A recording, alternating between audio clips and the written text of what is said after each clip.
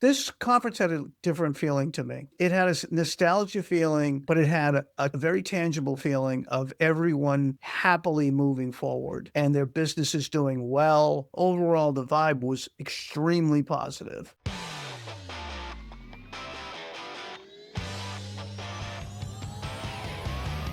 You're listening to the Ground Transportation Podcast with Ken Lucci of Driving Transactions and James Blain of PAX Training. Learn how you can build a thriving transportation business with real profits, repeat clients, and enterprise value. And now for your hosts, Ken and James. Hello, everybody, and welcome back to another exciting episode of the Ground Transportation Podcast. I'm super excited. We just got back from Vegas. I have my friend with me finally. We are back together. We had an incredible time in Vegas. Ken, I don't even know where to start with this one. Vegas is like a blur. I'm still recovering. We're recording this the day after. I don't know about you, but I'm still processing it. Got off the plane this morning about 1 a.m. 100% some of the best activity I've seen. Certainly Monday on the show floor was unbelievably incredible. Let's talk about the education. You had your session on Sunday. And were we Sunday or Saturday? Yeah, we were Sunday. Yeah. And I jumped from mine, but I will share with you, I heard some fantastic reports from your session. It really was a nice takeoff because of the way you framed out where we were headed as an industry. So how did you feel overall about your session? For me, it worked out really well because your session, for those of you who don't know, your session and my session were back to back. And they were literally in, like, if we would have been on stage at the same time, we would have literally had our backs to each other with a thin wall in between. And so it worked out really well for me because I was able to sit and watch you and Matt go through the AV presentation. And then what that allowed me to do coming to the second one, because the big thing on mine was we wanted to do the progression of a trip. From booking to drop off to billing it out, everything in between. And I had a couple slides on the service crisis in our country right now and how customer service is basically down the tube. And then we kind of migrated into document 8, which we have our whole episode on. And then when we started to kind of pivot and transition is this idea that autonomous is coming. And like I said with Uber 10 years ago when I first got into the industry, if you're trying to compete with it, you don't get it. And so that's where we make this transition point to this is the best possible opportunity to really ramp up the service. Chauffeurs are going to matter more than ever. And I'm actually really excited absolutely, because we filmed 100%. it too. 100%. So, yeah, so we've got great footage. We've got that whole presentation. You know, maybe we can cut to a clip real quick. So here's the opportunity. In my opinion, chauffeuring is going to matter more in the next 5 to 10 years than it has mattered in the last 20. All right? I want you to think about this. Your biggest VIP, the one that just has more money than they know what to do with, maybe even more money than brains, depending on how much you like them, right? They show up in their G6. It lands.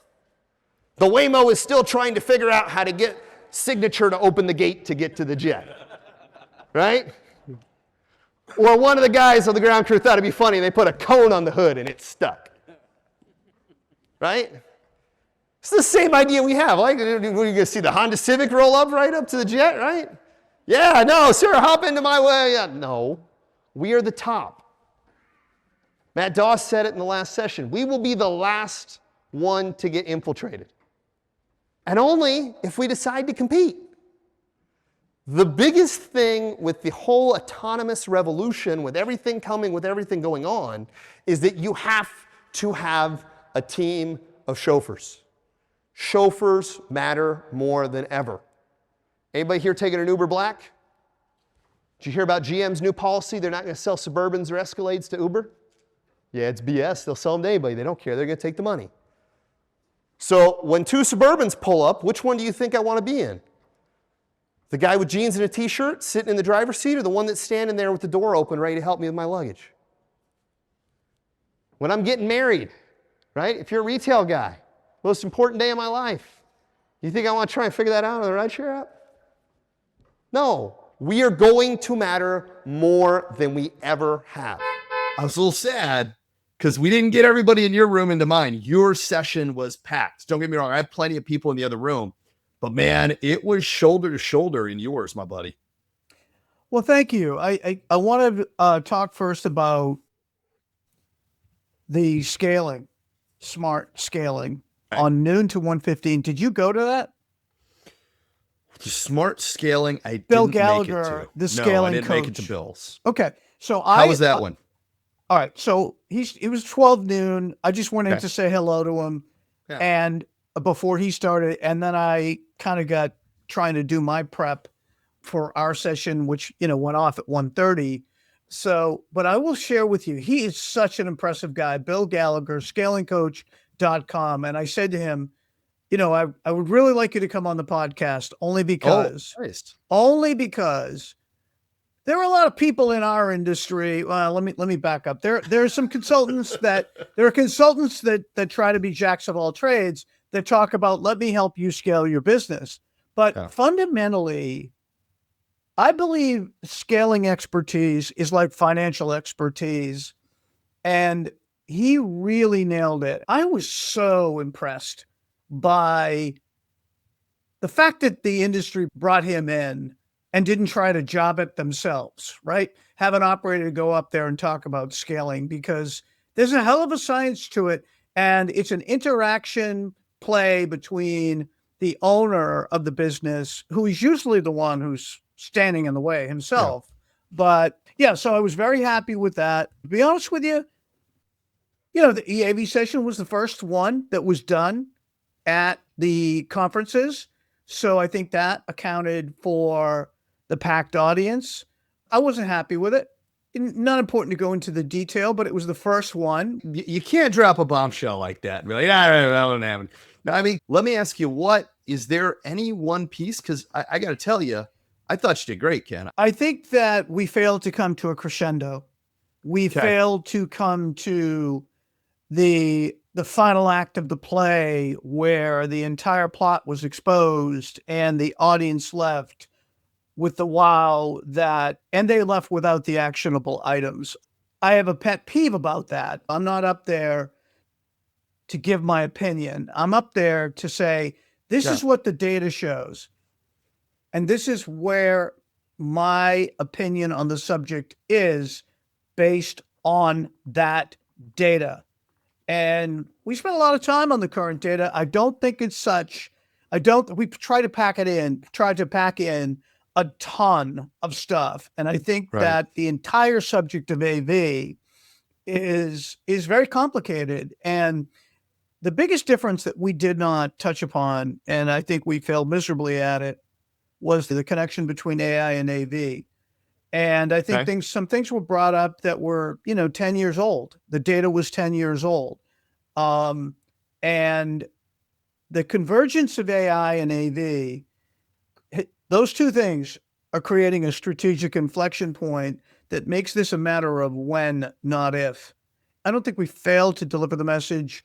I just think it was probably mixed in there a little bit too much. Like, okay, I think we missed the crescendo. That's just my opinion. Yeah. Am I tougher on myself? Somebody told me they took a video of that, and I said, don't show it to me. Well, and it's interesting that you mentioned AI, because I don't know if you heard about the news for Anthropic. So for anybody that doesn't know, Anthropic owns the Claude model. It's a competitor to ChatGPT, right? OpenAI owns ChatGPT. Claude is owned by Anthropic. So I listened to a great podcast called The Tech Meme Ride Home. The Tech Meme Ride Home is literally just everything that's happened in tech. And one of the things that happened is, even though the government has essentially shunned them, they have become the fastest growing software company in history by revenue. So I think if that's something that you're going to be able to tie in, because to that point, at least in my perspective, I think that AI is what is allowing the autonomous to move at warp speed. Ding. I can tell you, like we're redoing, right? No secret. And that point was lost in translation. Well, and I think one of a few things happens. I think one, we have covered this so extensively on the podcast, just the breadth and the depth of how much AV has and what's going on there is huge. Something, let me stop you there. Yeah. I think the reason people may see me as, quote, pro AV is because we've covered it so much. And I am absolutely concerned, but I think it's going to be a skim off market share of our industry. I think it's going to be a tranche off market share in the taxi space. But I think any skim where it's taking a little bit of our market share is going to be 3x'd by opportunity eventually. And it's interesting to me how when you talk about a subject extensively and you try to learn it, master it, someone can say, wow, you really think this is a positive thing. No, I just think it's something that we need to constantly monitor more than anything. And you hit the nail on the head. The AI revolution and its impact on AV, that is what's hitting the accelerator pedal. Oh, it's everywhere. Look, I think it's no secret at this point that internally me and my team have been revamping. We've got a whole new version of PAX that's coming out in the fall in terms of our software platform. Yep. And some of the stuff that we're doing, couldn't have even dreamt of it 7 years ago before AI hit the scene. Exactly. And you're seeing it everywhere. Look, what your platform is, and I'm just going to, because I am extremely proud of you, and I don't say that often. Maybe it's because I'm emotional because I'm tired. Having like a proud dad moment here. Like, thanks, Dad. Like, thanks. When you and I first met with Bruce way back in the day, your platform has come so far. And the fact that you are such a techno nerd, to me, everybody should be constantly looking at PAX and what's changing, what's moving, where are you going?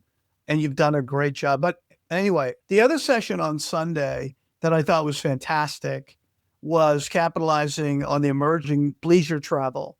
Athena, she moderated, and then there's a couple of speakers there. And what overwhelmingly to me, Athena kept going back to is diversification of client. And It's like our industry is we're a 5-star restaurant. Great. But there are only so many corporate dinners. Right. How about you open your 5-star restaurant to other celebrations, other things that's going on? What they hit was extraordinary. And the good news is, to me, is once you do the work of capturing or designing bleisure experiences, concerts, the wine tours and the brew tours, which, by the way, are exceptional high margin business. Yes, they are. Once you design the program and you design it properly and you tweak it, it's the gift that keeps on giving. So yeah, I thought that was an unbelievable session. I think the education was extraordinarily strong. And that ties into something, a couple of years ago, I had someone from kind of the more traditional motorcoach space that I knew that was at NLA, and we were talking, and they're like, how are they moving in so quickly? How are these companies doing it? And I think one of the superpowers that people forget that this industry has is the sedans and SUVs, because your CEO of a major company is probably not riding the bus. They're probably in the back of your sedan, your SUV. But once you sell that person, once you have that person sold on it and you build that relationship, you now have the opportunity to move up. I was lucky enough before we left that dinner with Maurice. I got invited out by I saw Maurice Brewster. I didn't have a chance to stop. I was at my booth and I was up to my ears in people. And he goes by. First of all, he looks fantastic. Yeah. Maurice Brewster from Mosaic. I mean, the guy just doesn't age. Well, but what struck me is I started thinking back to our episode with him, right? He starts in the smaller vehicles. He starts absolutely killing it. He starts building up to the point where he's got a major tech company coming to him wanting to run buses. And he's got to say, hey, we're not ready to do that yet. When we had dinner, he told me, I'm not going to share the number because that's private, but the size of the contract that he just got, that he was going to work on, again, I think part of that, and I think Bleisure probably struck on this, we have this superpower in those sedans and SUVs. And so I think as we start seeing the industry move more towards those larger vehicles, at least in my mind, I see an opportunity to keep that high-end, high-touch, servicing the C-suite through the sedans and SUVs. And then that basically is going to make sure that you're keeping all the other contracts. It's one of the things I learned early on in sales. I would always try and sell the person, that was going to use it. It took me a while to figure out if I sell the owner, they just tell them, hey, this is what we're doing. And I think we've had that superpower in our industry. And the diversification, the ability to diversify, as opposed to just being a bus only company, which, listen, we have tons of those. And I stepped back this morning to someone who we did the valuation on their motorcoach company, and they called me like, look, there's another motorcoach company and tour company that's for sale, and I want to buy it. You need to help us. I'm like, no problem. But my whole point is that diversification to those guys, if they just have the motorcoach, you can go do line runs, you could do tours, you could do a bunch of stuff.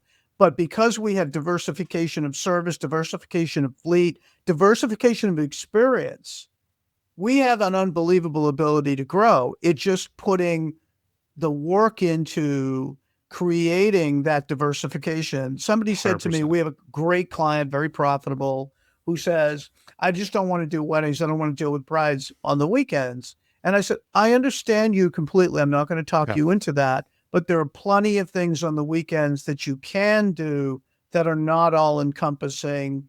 And we're moving them in that direction of diversification. Again, you have a 5-star restaurant, but your seats are not full Saturday night on date night, right? They're moving their entire fleet like madmen Monday through Friday. But I think that really opened a lot of minds, that session. And, geez, Athena's just such a class act as a moderator. 100%. She Well, is. and I will tell you right now, and I think it came up, ironically enough, I want to say it came up in her husband's session when he was on a panel a couple days later. But one of the neat things that I heard come up was kind of that same idea. Somebody said, hey, I had this large corporate client. They asked me to do a wedding. Guess what? You're going to figure it out.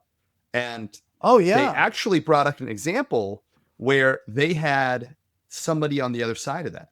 So somebody got asked to take care of somebody's wedding. They literally got the call, hey, we need help with a wedding. We have a limo provider, but I guess they said they don't do retail. They don't handle this.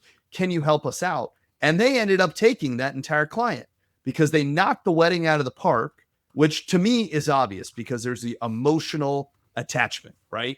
There's the emotional attachment. Oh, they trust take care me, of the wedding. I loved the wedding business. It was very profitable to do it right.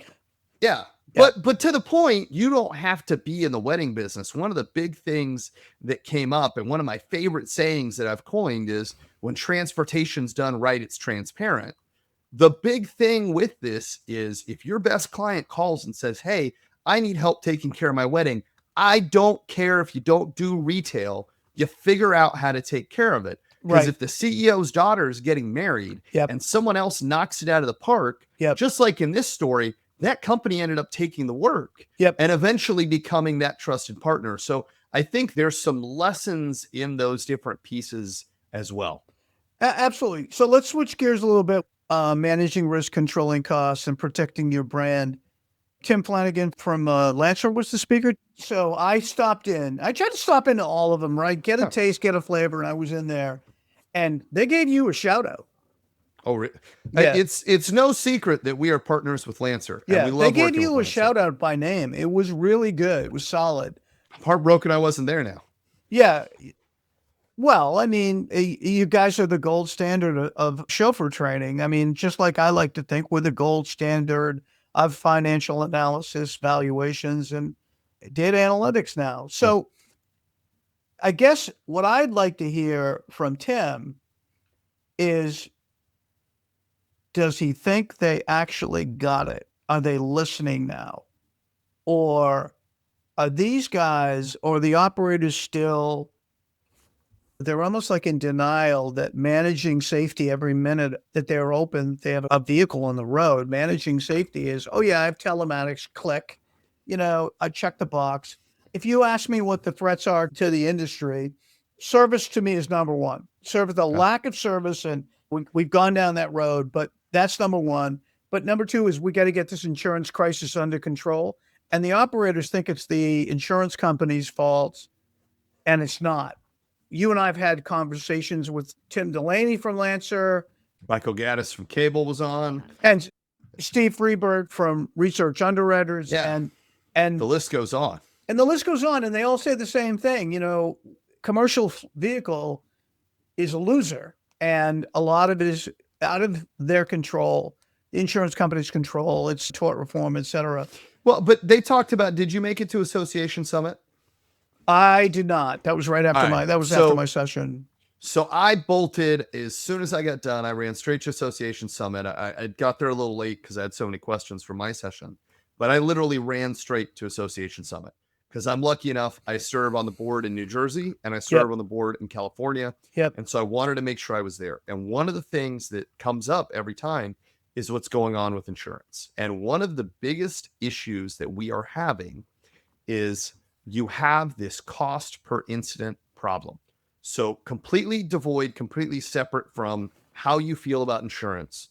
The one thing that I think we all agree on is the cost per incident has skyrocketed through the roof. Absolutely. And one of the biggest problems we've had is predatory litigation. You have all of these attorneys, right? I won't name names, but all of these attorneys all over the country. James, can we please leave attorneys' names out of this episode? Yeah. We will Will Smith it. Keep your name. No, I'm just kidding. We will leave the attorneys out. All of them. Let's leave all of them. All the attorneys. of the attorneys' names out of this episode. So, because my blood pressure needs to stay calm. But here's the thing: the cost per incident is rising, and one of the things that I've all but preached is that the problem with that becomes that even if you were doing good, just one accident now is like having 3 or 4 before that. Easily. Right? It's multiplied in intensity. So whereas before, you have a couple issues here and there. I go back to Trunk Guy. I don't know if I've told this on the podcast, but there's 2 instances that just absolutely stick in my mind. So the first I call Trunk Guy. So you have an operator. Trunk guy. Trunk guy. So okay. You have an operator who has somebody run into the back of the vehicle in front of them. The operator decides, oh man, I'm going to get in front of it. Hey, I'm just going to give you money. You just sign off right here. We'll be done with it. We're not going to tell insurance. We're not going to get them involved. A week later, a guy shows up at his office. Hey, I was in the trunk of that car you hit. I need $5,000 too, because I was in the trunk when you hit it. You just didn't know because the trunk wouldn't open. Is this anecdotal or does this actually happen? No, it's literal. It's literal. Like this literally happened. And then you've got salmon diving, right? We literally had an operator. Salmon diving, right? So you literally had an operator who had someone at the airport in an SUV. They see what I can only imagine in my mind as a crackhead walking down the line where all the black cars are. This person is looking in the windshield of every vehicle. We found out later what they were trying to do was figure out which vehicles didn't have a dash cam. As soon as they found one that looked like a black, you know where this is going. As soon as they found one that didn't have a dash cam, whoop he goes like a salmon upstream, flops onto the hood, and then, oh God. Oh my God. That's, I hit me. That's call 911, help. That's an unbelievable analogy to show it. But okay, but it's real. These are both true stories. But this is wacky because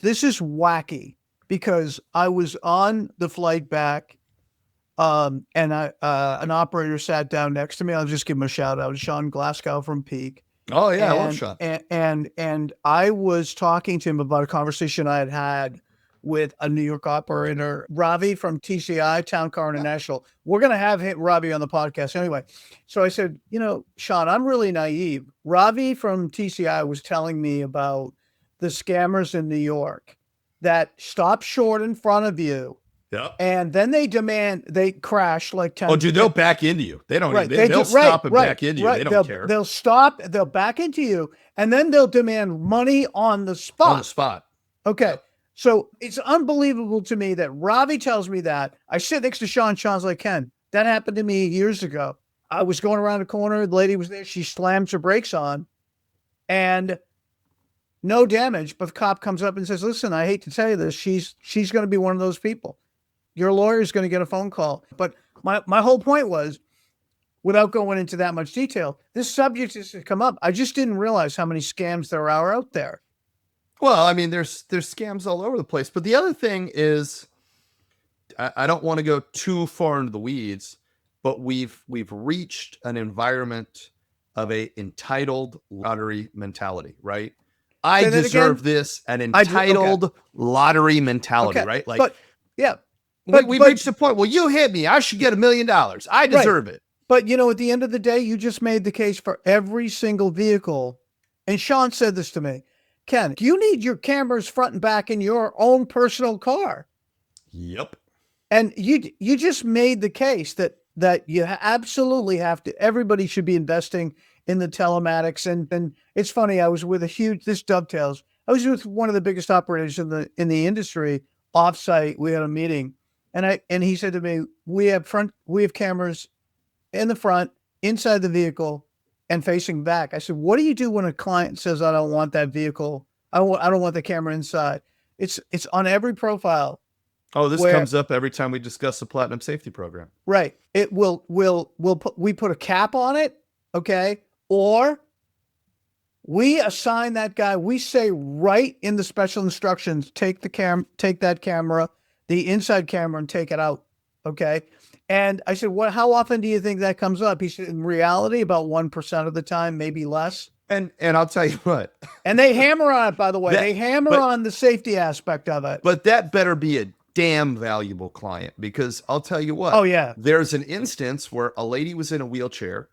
She gets into the vehicle and the person says, hey, we need to secure you to be able to transport you. We have to secure the wheelchair. We have to go through the procedure. She goes, no, I'm not comfortable with that. I'm not going to do that. It's fine. It's not a big deal. And guess what happens? They get in an accident. She gets ejected. She turns around and sues them. Guess who they found at fault, right? Now, imagine that you have a situation where you take an inside camera out of a vehicle and now they make a claim on you. What we talked about a lot with the Platinum Safety Program, because part of that, one of the big things was, hey, Platinum Safety, if you're going to be part of that program, it's got to have cameras in the vehicle. You're required to do defensive drive. There's a whole list of requirements to be part of that. And one of those things was, well, what do you do? And the answer was, you tell them flat out, you say, hey, this is something that we have to do to be able to protect everyone in the case of an accident. No one is watching these. These are purely for insurance purposes. And guess what? I foresee a future where if you have insurance, you're going to be required to have a camera because it's just too risky. I think it's going to go beyond that. I think you're going to become a very, very wealthy man.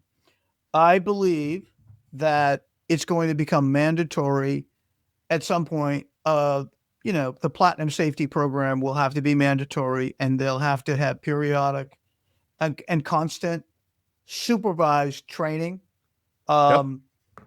I just don't think operators get it. I don't think some operators don't take it seriously because they've been, and the worst ones are the ones that have been in the industry forever, and they don't realize that this is 1000% part of your life now. Managing safety every minute of the day. All right, let's leave that subject for a second. I do want to tell you, I ran into Billy Placier from Commonwealth. He was with another company. Let's not name names, but he was an affiliate director from another company. He'd been doing affiliate for a long time, and I ran into him. He was on the Art of Affiliate Etiquette, which was Tuesday morning. I didn't go to it because I had offsite meetings, but I caught up with him afterwards. I said, how did it go? He said, it went well. But Ken, I really, some of this we shouldn't have to say. I'm like, yeah, I get it. Yeah. I get it. You shouldn't have to, But we have a lot of new entrants, though. I will say a lot of it you shouldn't have to say. But I talked to a lot of new people. That guy delivering that message for the Commonwealth brand, these operators that are newbies better understand. That's one of the most legacy brands and the most coveted assignments you can have. And Commonwealth pays. And Commonwealth pays fast. They're just a great network. They're probably one of the highest touch networks out there. Yeah. So, and Paul Pasternak was on that. It was great to see him from last year. Paul is really found a unique niche. Paul was on the podcast. I don't know how long ago, but they really found a unique niche in finding what the market they served wanted. And a lot of the stuff that he's doing with car seats and a lot of the stuff that he's doing with the families of wealthy individuals I think Legends is doing some really great work there. Do I think that works in every market? No, you couldn't just adopt that and do it in, Kansas City, or you got to have the right market and the right clientele. You do, but you know what, Paul? We're talking about Paul Pasternak from Legends Limousine in New York. Okay, he's in charge of affiliate, and his niche is wealthy families with young kids. Okay, that New York market, he's dealing with bankers who get paid extraordinarily well, who have young families, and that's a great niche that he found. There's a ton of different niches out there from an affiliate perspective, but I was just happy to see him up there because I really enjoy him, and putting him with Billy. And you ask Billy Placer anywhere in this world that you need an affiliate, he'll rattle it off on his head. Oh, by the way, you also have to ask him about hockey stats. If you ask him any hockey stats, it's two things Billy knows, right? Affiliates in every market, and hockey stats. So anyway, it sounds like we need to get with Billy, because whether you realize it or not, Paul is a hockey player like myself. And at one point, so I'm going to put this out there because I am all for reviving this. At one point, we were going to have a charity hockey game before one of the shows. And the whole idea was all of the players, we would play the event. We'd charge a small fee to watch the event. All of it would go to charity. And we were wanting to do a hockey event before the actual show. Hey, so I'm just going to go out there. I'll sponsor it. Driving Transactions will sponsor it. I want those on uniforms, but I'll just sponsor it just to see you out there falling all over the ice. And I might even pay somebody to check you, but I'm only kidding you. That's okay. I'll drop a shoulder. So I do want to talk about, we'll get to the speaker, the keynote, because you and I have divergent opinions on that. And recently I've been chastised because I've been told I don't like people who have divergent opinions. And I said, no, I just don't like people who talk out their ass. Oh, sorry, John. I don't like people that talk out their ass. I like people that actually know the data and give opinions. So yeah. So having actual ways to back your opinions instead of just jumping out. Exactly. I can respect that. What did you hear about the AI session? Did you hear anything? So I'm a little different, right? Obviously, Voicon's say that again. You're a little. You're very a little different. I'm very different. I'm still trying to figure out how your beautiful wife is still married to you and seems extremely happy with you. So for anybody listening, I keep her laughing so much that she's always smiling and happy. That's the secret. Keep them laughing. And you make the poor lady work your booth. It's incredible to me. I would say she makes me work the booth and sends me on errands, right? I was jokingly introducing her as my boss. I mean, director of marketing.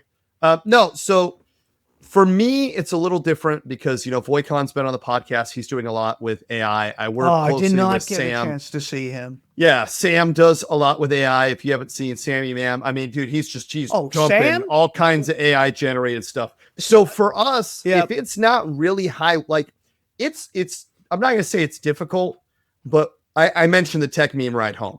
I mean, I know cutting edge, what came out this morning, what came out today, we're staying ahead of it. So I think one of the pieces of feedback I had from the AI at this show was that it wasn't up to date enough. It wasn't like, and again, I think that depends on who's in the room. If I go to a session on ChatGPT, I'm probably going to leave. If you've never used ChatGPT before, it could be right where you're at. And I think what we're seeing is the speakers did a great job with AI, but you've got such a variance on where people fall on the usage because it's a new technology. I'm probably going to get us in trouble here. You get us in trouble? Yeah, I know, right? Yeah, what have you ever got? Yeah, no. Well, when the invitations to speak stop coming, I'll know I went too far. I am really enthused and impressed with the team at Full Steam that owns most of the software companies. I thought you were going to say all of the industry. No, I mean, listen, there's reason, right? Kidding. They own the major software providers in the industry, and I've had some terrific discussions with those guys. I'd like to get to the point where we talk about AI. It's not just generalized AI. I'd like the industry to have a true AI roadmap, and I think they're the guys to deliver it. I think they're the guys to talk about it and deliver it. That's what I heard from people on the AI session. I heard them say it was a little higher than AI 101, but it didn't tailor. Didn't go far enough. It didn't tailor to use cases in our industry. Simon Curtis is working on agentic AI. Look, Gina, I'm a huge fan of Amir. Amir is working on agentic AI. I heard in the NLA meeting, the NLA is working on NLA Ride AI, something on affiliate AI, right? By the way, I flat out said I can't be an expert on AI. That's why I've delved into thousands of hours of learning AV, reading every possible research report, by the way, that was written in this century, not last century. Sorry. Okay. But I've already said I can't be an expert at AI. I can barely use my phone. But AI is a sprint, right? But anybody that's an expert in AI is sprinting to stay an expert in AI. There's no question. And I really have faith. Maybe it's misplaced but I have faith that the full steam guys are on it. I do. Well, but here's I think and I've had this conversation with a lot of people in tech. I still have a lot of connections back in the tech industry. And one of the big things that we've had the chat of is AI is the feature, not the product. And I'm going to say that again because people don't get this. AI is the feature, not the product. What do you mean by that? So for example, AI by itself doesn't really do anything. It's like if you took the entirety of human knowledge and shoved it in a toddler's head, the toddler is just going to sit there and drool and babble. And every once in a while you'll ask for something. And then it'll be done, but 50-50 whether or not it's done right. Now, I'll give you a great example. I can go to AI right now and I can say, hey, I need a drug and alcohol policy. And it'll spit out a drug and alcohol policy. But if I didn't tell it that I'm in the transportation industry and I'm operating motor coaches and I need it for my CDL drivers, it's going to just puke up. By the way, and I need it in this state specifically for this industry, passenger transportation. So to my point, Boycon actually, I believe, is the one that said this. We're talking about it's like having an engine. Give his whole company name, please. Yeah, Limos Ford. By the way, great episode. If you haven't listened to the episode with Boycon from Limos Ford, he is such an interesting guy. It's razor sharp, extremely intelligent. He's on another level, IQ wise. But one of the things we talked about is imagine AI. AI is like this V12 Ferrari motor. It's there, but if you got nothing to put it in, you can put it on a stand and it just free revs and does nothing. That's so for example, in our world, what we're looking at in AI is how do we get it to understand what's there? I'll give you a great example. We are actually working on some AI things. And one of the things that came up in testing is you would ask it to create a course on something and it wouldn't stop and ask questions. It would just go puke something up, like I said. So for example, the other thing is getting it to be able to do stuff. One of the things that we've seen happen in apps over the past year is they have a little AI you can talk to, but it can't actually do anything. You'll say, hey, I want to do this. And instead of taking you to the page and doing it, it does nothing. So I think that's the big opportunity. All right. So let's unpack that a little bit. What you're saying is specific use cases. It's got to integrate into what you're doing. So 1,000%. And I think it was great that the AI session was there. I think that a lot of the audience, without question, is still at the 101 stage, right? But we, at very short order as an industry, have to get the software guys, the existing software guys, their tech team above them, because that's the way full steam is structured, right? Is all of their assets have a tech infrastructure. And we have to get them together and talk about specific use cases. I mean, the agentic AI, where an agent can take a specific reservation, a simple reservation.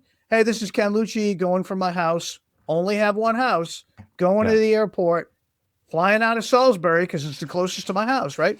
The agentic AI, I think, is the first use case. The second is, I see all the chats out there, but to your point, I think you're going to have a wedding planner chat.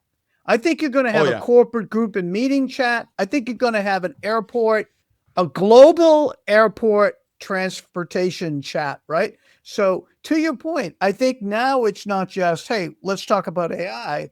Let's just tailor it down to the feature sets that we need. Feature, not the product. But we still have the car wash problem, okay?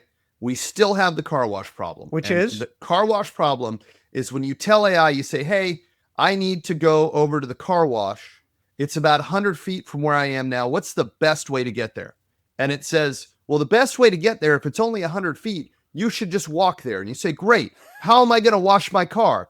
And it says, well, you're going to put the car in the car wash. And you go, okay, ding-a-ling. So if I walked to the car wash, do you want me to go back and pick the car up and carry it on my back? Or how do you want me to? And they argue with it. It is one of the funniest problems that they have right now. Do you argue with AI regularly? All the time. I think you should continue to argue with AI, because if you argue with your wife, okay, you better keep making fun. No. Make funny, make her laugh, make her laugh. But I think you ought to argue with AI. But the problem with that, and the problem that they're having, is the accountability problem. So they had a similar instance to what I'm talking about of the car wash problem up in Canada. There was a chat where in the chat, a person argued with the AI chat on the airline's website and said, well, this is bull. This is horrible. Why would you do this?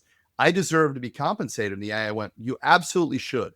A fair compensation amount for us to provide you would be about $1,000. So we're going to get that taken care of for you, because that's the right thing to do. Even Anthropic, who I mentioned is now one of the largest tech companies in the world, they put their AI in charge of a vending machine, and they let people talk to it, and they let it set its own prices. And at one point, it literally ran out of money because they had convinced it to buy car parts and all kinds. So the biggest problem with AI isn't AI, it's the people on the other end of it. And so I think we're hitting a point where you have to be able to balance it. You have to be able to use it. You have to be able to guardrail it. And to a certain extent, I think it's a little bit like autonomous. You have a lot of people that are afraid of it, a lot of people that don't understand it, a lot of people that will take what I just said and use it as an excuse to be like, oh, that's horrible, we're not going to use it, instead of understanding that it's an emerging technology and you've got to learn everything you can about it to figure out how you can use it to build business. I agree with you, and I think AI is going to definitely be a subject matter at shows that's going to be almost like, here's the current update of what's going on. 100%. But I think it begins by bringing the software providers, the operators, and true AI experts, which I got to tell you, I think full steam's on top of. I think it's bringing them all together, because, the common use cases are what's going to move the industry forward, right? Yeah. And sometimes I think we're really self-defeating. I think that we don't have to worry about the TNCs. We don't even have to worry about AV, except identifying the opportunities. But we're really self-defeating because we keep ourselves behind the eight ball. Which let's get to the final session. To me, that and everybody on the session was tremendously. I mean, they're some of my favorite people in the industry, and a couple of them are clients. But it was the session. Did you get into the increasing booking without adding staff or time? What did you think about that? So shout out for us. That was really cool because it was an all PAX member panel, right? You had Charlie, you had Jess, you had Lennon, you had Becky. All four were PAX members. Just for me, I was like, oh, that's so cool. But and by the way, I won't say who, but they're clients as well, which is good. And a couple of them. I think for me, the neat thing about that panel was kind of hearing the different perspectives and the different visions and kind of the different areas that they found. So I was really kind of bummed because they didn't actually plug Charlie's podcast. Charlie and Athena have an incredible podcast. It's called the Raise Up Podcast. Yeah, it's wonderful. Yeah, absolutely incredible. Athena's been a guest on our podcast here. I've been a guest on their podcast. And they really hone in on what it takes to understand culture and business development. And I wish they would have plugged it. Those two are holistic. Those two have built a company based on a holistic companies based on a holistic recipe, and culture is at the foundation. And listen, a big admirer of Becky in Boston. One of the most understated, there's two very understated people. Yeah. Lennon is very understated, very humble. Out in Miami, in Miami. He's built a fantastic company down there. He's diversified as well. He has diversified as well. And then Jess, I'm just going to brag on Jess. Yeah. Jess, his dad, Harry, Jess Sandu and Harry from A&A Limo of Seattle have such a dialed in organization. First of all, he knows add-ons better than some of the developers. Well, and lead quote close. I mean, he brought Lead that quote up. All close. of the tools he uses. The massive amount of revenue, it's not up to me to tell you his revenue, but the amount of revenue he pumps through that organization, and I credit Harry for this, and the smallest overhead, okay, they're an incredibly successful company from the only measure of success that matters, which is profitability. They're extraordinary people. But I would say there's another metric that matters and that's important, and that I can say about Jess. I think Jess genuinely enjoys what he does. He enjoys working with his dad. He's happy. I see so many people that forget to a certain extent that, you know, if you were working a 40-hour-a-week job and you quit to be a business owner and you're working 80 hours a week and you're miserable and you're not making it financially, right? And I see guys that are bringing in revenue and aren't happy. I think that's someone who's generally in a very good point in his career. I love going to dinner with him. He came out to the GCLA event. We got to go to dinner. Jess is generally one of those guys that's always laughing, always happy, always in a good mood, regardless. You're just happy. I mean, I don't know that I've seen Jess in a bad mood. Jess comes into the room and I'm like, yeah, it's fun. Let's go. He makes it look easy. And I know he's got a very low turnover and he's got some extremely loyal clients. But that was a great panel to put on stage. So now we're getting close to the end. Let's get to controversial, you and I. No, we're not going to go back to the AV session to get controversial. Are you sure? Positive. I'm done. I'm done. I'm going to just take that my own way and get the video out that John and I want to do. Okay. I was extremely impressed with the keynote speaker. I knew of him beforehand because I downloaded his white paper and on Gen Z. Yeah. So I didn't put two and two together. It was the same guy. It's the same guy. Yeah. So tell me your thoughts, please. So a couple things. So the one thing that I will say, and I had issues in my session, I know Jason had issues in his session. I think the AV really hurt us this time. You better clarify.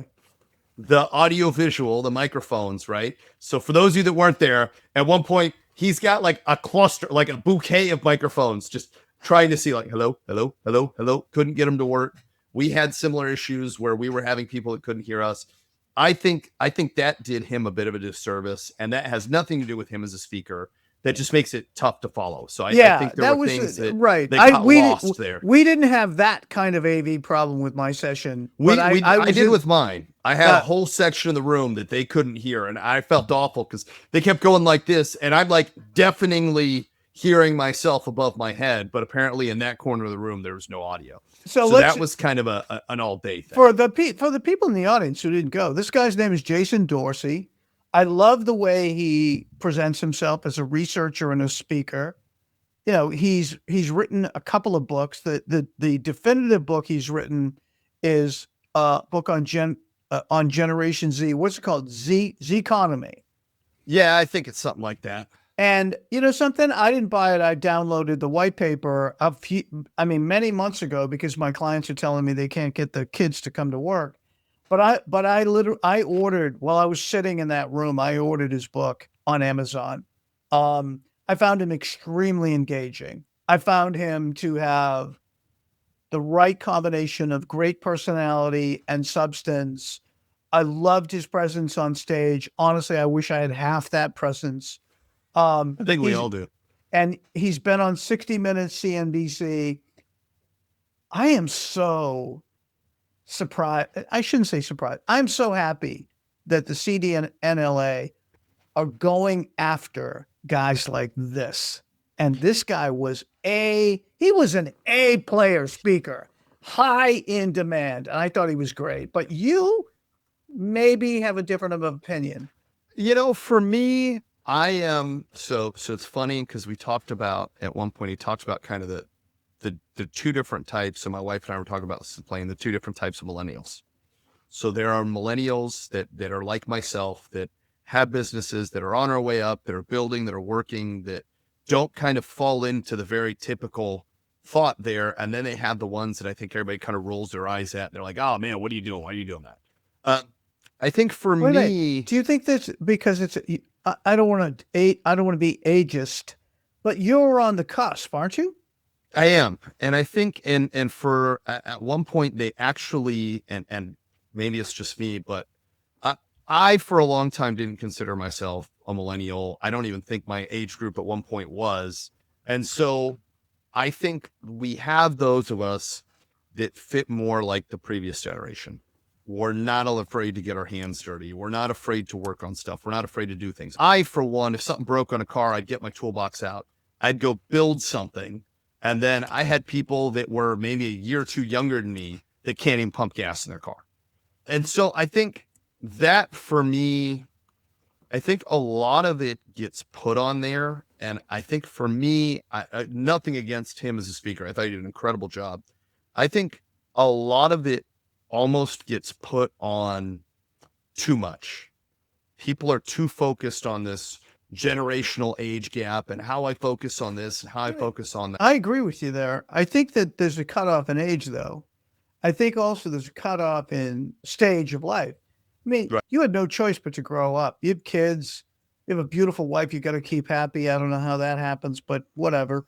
But then you get the kids that seem to be perpetually stuck in their 20s. So, Yeah.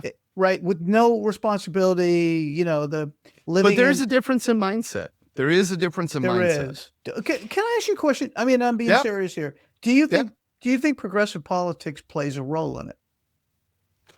I have never picked one side or the other in politics. But this extreme, I think the Gen Zs are seen as extreme progressives, no? So without going down an absolute just deep cave here. No, we did that on Sunday, but keep going. Yeah.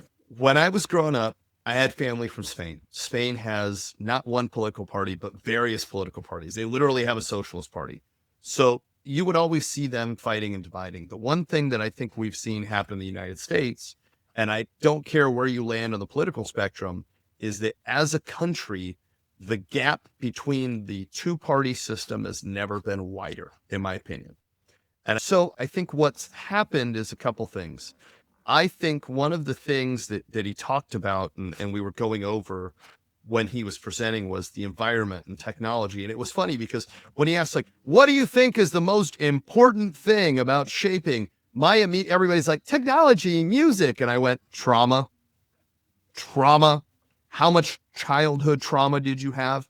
And when we were at lunch, I brought up that both of my grandmothers grew up during the Spanish Civil War. So at one point, I've never found anything to validate it, but I don't have any reason to doubt it. But my grandmother tells this story of when she's very little. And Franco basically kind of buddied up to Hitler. So they weren't one of the Axis powers, but they weren't on the other side. So they kind of had a deal there. I don't want to go into a history lesson, but that's the whole reason that Madrid is in the same time zone as Berlin. So even though geographically they're way off. I always learn something from you. It's incredible. Yeah, I'm full of all this kind of stuff. So anyways. I did not know that. To the point. Go ahead. The story that my grandmother tells, right, and this would have been in the 40s, is that they had bombers, and these would have been early Nazi bombers, right? The German bombers are flying over Madrid. And instead of dropping bombs, they are throwing out what I can only assume, and she's not sure, she doesn't remember, is pumpernickel bread. Because she describes it as the brown bread that you think of there. Because they were starving so badly, things were so bad there, that they were throwing out this bread to feed the starving Spaniards. I can't find any record of it. But, it's funny because this whole conversation came up because we were talking about my daughter doing a project with her grandma and some of the things her grandma did and the way she was and those. And that childhood trauma, growing up in that environment, is what caused that. And one of the sayings I've always loved, and I'm going to butcher it so badly, right? Strong men create easy times. Easy times create weak men. Weak men create hard times. hard times create strong men. You and the didn't cycle butcher it. You repeats. absolutely, it was perfect. So I think you need to say that again. Oh yeah, because I was worried about butchering it the first time. Now he wants me to really screw it up. No. So, But you're all right, so Go ahead. so essentially, strong men create easy times Because they work hard. because they work well. And it's not even that they work hard. It's you pull yourself up by the bootstraps. I want my Yes. kids to go to college. I think we're in a generation and an age where everyone has, to a certain extent, become a movie star. We have Instagram, we have TikTok, we have Facebook, we have all these places. And we are seeing more and more people worried about creating these experiences and creating these things solely for the point of putting it online. I saw it in Vegas all the time. You got the boyfriend chasing the girlfriend around, just taking pictures of her to post online, and they're not in the moment, they're not in the experience. I think all of these things are contributing to a societal shift. And I think a lot of that has absolutely nothing to do with politics, nothing to do with any of that.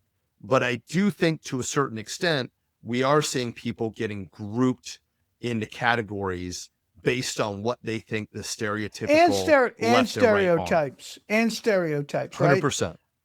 Jeff Nikas from Liros. We sold him Red Oak Transportation up in Westchester. Yeah. They're a solid buyer. I mean, they're just a solid company. But Jeff Nikas' son is now working for him. And, you know, what comes to mind, very quiet, very cerebral thinker. And what came to mind is his father is demanding hard work out of him and teaching him how to succeed in business, which is capitalism. My whole point there is, I think the question I have is, and I think this is a podcast on its own, and if we ever could get Dorsey to come on here, I think where it matters most is generational businesses. You know, Kevin Illingsworth? Kevin? Yeah. You know him? Yeah, Kevin's, yeah. All right, so Kevin's son works in the business. There are a variety of people whose sons work in the business. I mean, Robert Alexander's daughter actually works in the business. And so you're seeing more and more of that. So the question becomes, I think, number one that Dorsey brought up is understanding them and common ground and meeting them on the common ground and not stereotyping. But I think is how do you motivate them? How do you motivate them? I worry about the generational shift. You've got some other issues going on though, right? So if you think about it, one of the issues that we have right now is perception. Yep. If we were in a tech business, if we were in the yacht business, if we were in any kind of business like that, it is considered ultra high value, it would be different.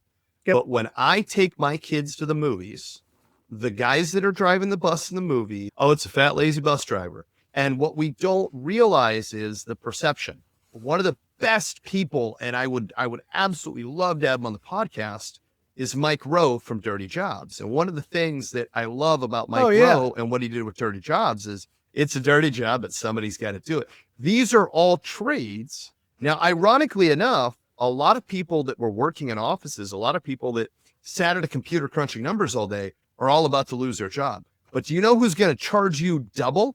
To the point where South Park even made fun of it and had two competing electricians or plumbers, literally in like gold chains and whatnot, because they're the only ones left that knew how to do it, right? I think that we've had a similar problem that the other trades have had, and that in media, they've pushed those jobs down. They've devalued those jobs. What do? Nobody wants those jobs. If I grow up seeing that's a fat, lazy guy driving a limo, why would I want to be a limo driver? I think that you're onto something. I It's mean, a I huge merely, problem. we need to do a podcast on the generational shift and how do you transition. I think the perfect family we want to bring on for that, they all came to the show. I will just leave with this, is the Galino family from Chem in New Jersey. Yeah.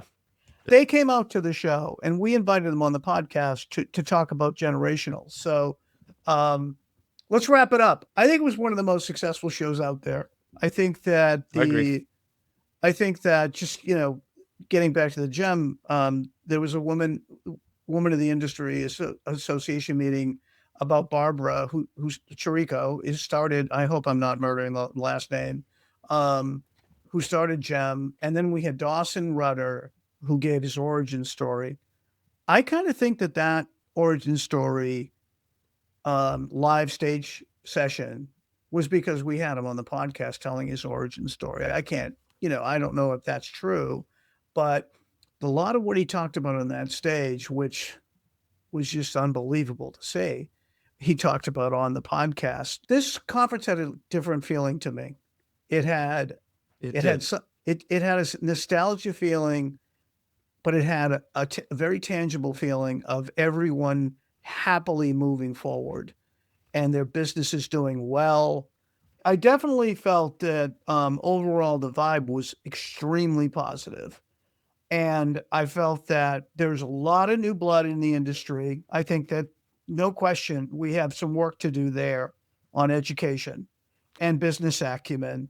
I'm very enthused about what's coming. I really am. I'm very enthused and I'm very optimistic about the wave that's going to carry us forward. Yep. It's not going to bury us. The wave is going to carry us forward. That's not my saying. I had lunch with someone yesterday who used it. And I said, are you worried about AI AV? He said, no, we're going to use AI AV, and this wave, we're going to ride it forward. So, well, when I started my presentation, I kind of piggybacked a little bit off of you guys. For me, if I'm an operator and I'm learning about AV, as a business person, I really only care about a couple things. Is this going to endanger my business? One. Can I make money on this? Right? Two. Will this grow my business? Yep. And then how much time do I have between the first two? To prepare. Right? What's the time frame? And I think that's really where my frustration with Sunday's session went off is I don't think we know all of it, but I tell you what we do know. We need every bit of tangible data and nobody's opinion that is meant based on one market or one point of view. The data is incredible coming out on AI AV, and it's ever changing. And I think 25 was definitely the year where every single economist, analyst, research firm, and financial firm said, okay, we've got to deal with this. And I don't think we really delivered on that. I think that moving forward, it's going to accelerate quickly, but you just nailed it. You just nailed it. How much is it going to disrupt my business? It's going to be temporary. It's going to take a little bit off. There's going to be tremendous opportunities and use cases, but the question is when, not if. Well, and I would liken this to the space race. Okay. Yeah. If you think of the space race, which, by the way, unpopular opinion, we lost. Which, you think about. I think it's a reality. Signpost. I think it's a reality opinion. But look, it becomes a matter of what signpost you use. So if you start looking at the history of the space race with the United States versus the former Soviet Union, Sputnik is launched first. And that scares the hell out of us. We don't like that. It kind of woke us up, didn't it? Well, and the other thing that you don't realize is our best scientist is Werner von Braun, which, by the way, that's not a Smith last name. That's part of Operation Paperclip, where we took all the guys making the Nazi V2 warheads and said, hey, you think you could shoot these at the moon instead of people? So I think what you see in that is you see this race where they're basically trying to outdo each other, and saying who's winning depends on which newspaper you're reading, right? And they love Sputnik. We're going to get them. We're going to beat them on the next one. They did this. We did that. I think the other side of that, though, is the realities of, at the end of the day, when the smoke cleared, the Cold War, we end up winning. The Soviet Union ends up collapsing. And the most depressing part for me is, even though we won the space race, it was like, great, we beat them. We did it. And then we're just now going back to the moon. Agreed. Now I want you to try to bring this back to AV. I want you to try to make that analogy. So let me bring this back to AV. But who is the U.S. and who's the Soviet Union in your mind on AV? So in AV, and I had this slide in my deck, and we'll pull up the slide. We'll have John drop this in. There are 3 left right now that are currently racing. You have Waymo, which is where my betting money would be. They have been the slow but steady. We've talked about them at Lightem. They're owned by Google. You have Zoox, right? Zoox, depending on how you want to pronounce it. So Zoox is owned by Mr. Bezos. He's not running out of money, but they're nowhere near as far along as Waymo, and they've got a completely different model. And then our favorite crazy madman rocket scientist, Mr. Musk, has Tesla. My opinion on these is Waymo has been the turtle, slow and steady. The Waymo engineer that left to go to Uber, then got caught stealing trade secrets, then did all that, then they have an accident. That was someone that was trying to go fast and break things. This is such a complicated thing. It's not like we're going to disrupt an industry with an app. There's so much here. Uber becomes a casualty of war. Uber in the development of their own development of AV, right? Look, they could have tried to keep going. I don't know that it would have played out well for them financially. I personally think, just from a business standpoint, they probably made the right move. Now they're working with Lucid and Neuro, but even NVIDIA, which had made all the news, all the chips, all that, they're now putting together their own tech for this. As that second portion of that slide, like I said, when I was presenting, and I'll keep saying this, the big thing after that is this is probably one of the biggest opportunities in chauffeured services. And we're going to go a little long on this episode, but that's fine. One of the things I think stood out to me is that in none of those, it's not loading the luggage. It's not giving me a passenger experience. It's not taking care of me. It's not doing any of the things that you would see happen on chauffeured services. It's not doing any of the things that make us special. I made the joke in my presentation, right? Can you imagine if you're on your G6 and you've got a ground crew guy that thought he was funny and put a cone on top of the Waymo coming to get you so he can't get out there to pick you up? It doesn't make sense. You're not going to see a Honda Civic pull up to a G6 to pick someone up.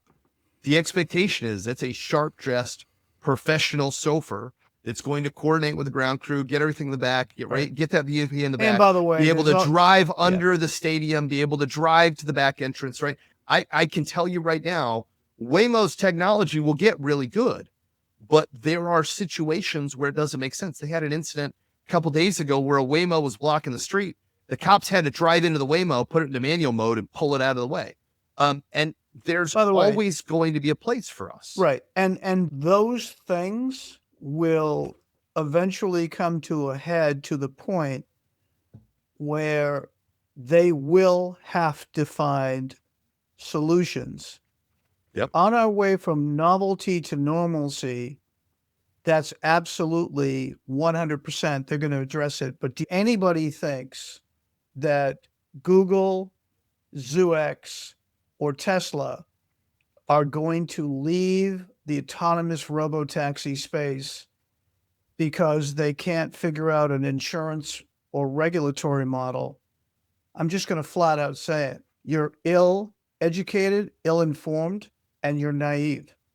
The question is when, not if.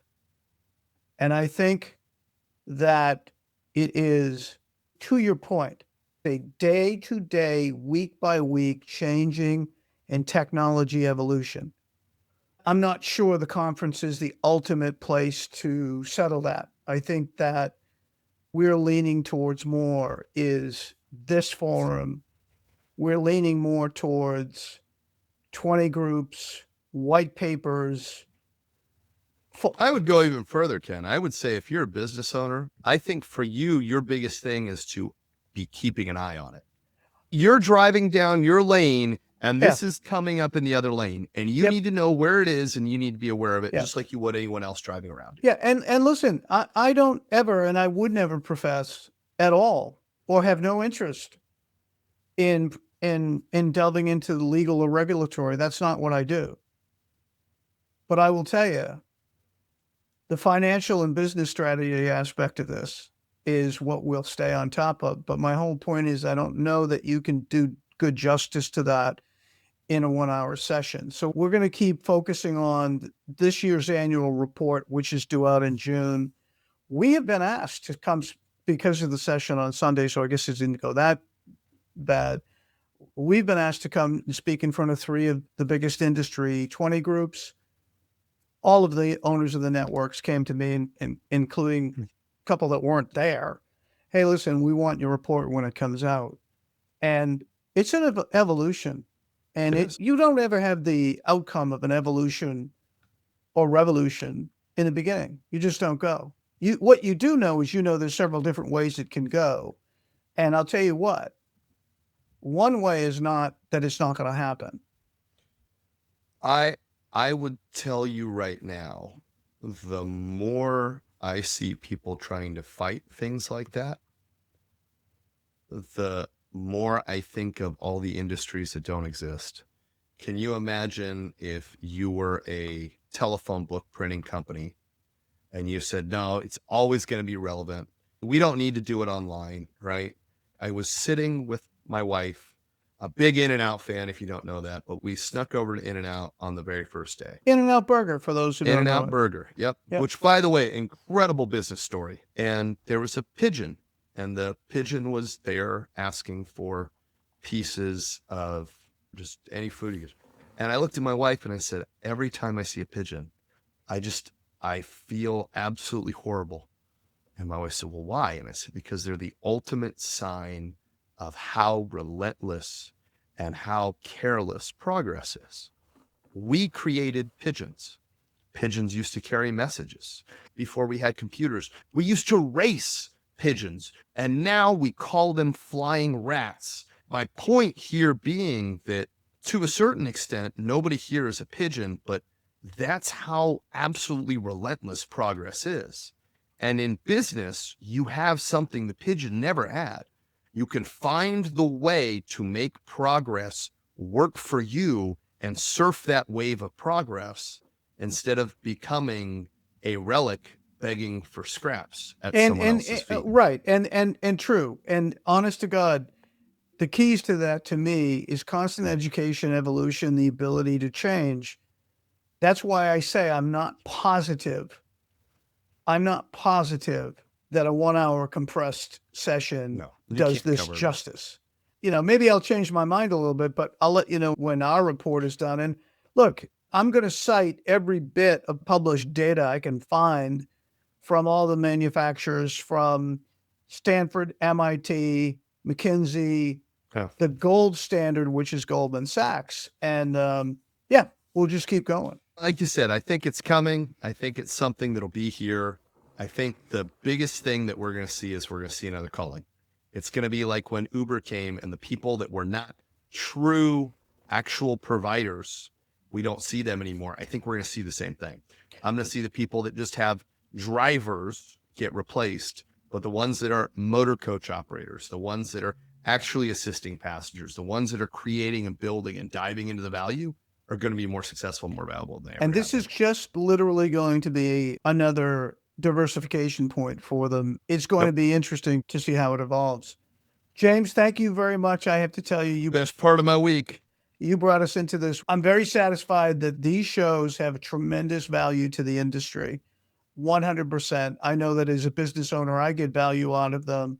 But the operators, to me, it's a sponge. It's almost like an MBA in 4 or 5 days. And you just have to implement what you learn and take it all in. So great to see you there, and see you next week.